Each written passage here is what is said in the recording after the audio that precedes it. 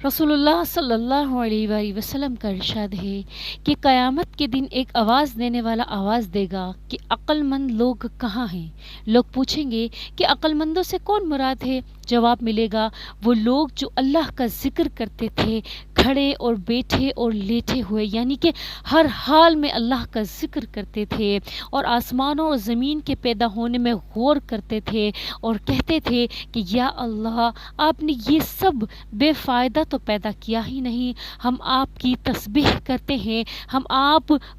آپ ہم کو جہنم کے عذاب سے بچا لیجئے۔ اس کے بعد ان لوگوں کے لیے ایک جھنڈا بنایا جائے گا جس کے پیچھے یہ سب جائیں گے اور ان سے کہا جائے گا کہ ہمیشہ کے لیے جنت میں داخل ہو جاؤ۔ تو دیکھو، یہ رمضان المبارک کا سب سے پیارا وقت جو ہمیں ملا ہوا ہے، اس میں جتنا ہو سکے اللہ کا ذکر کرتے رہو، چاہے کھڑے کھڑے کر رہے ہو، لیٹ کے کر رہے ہو،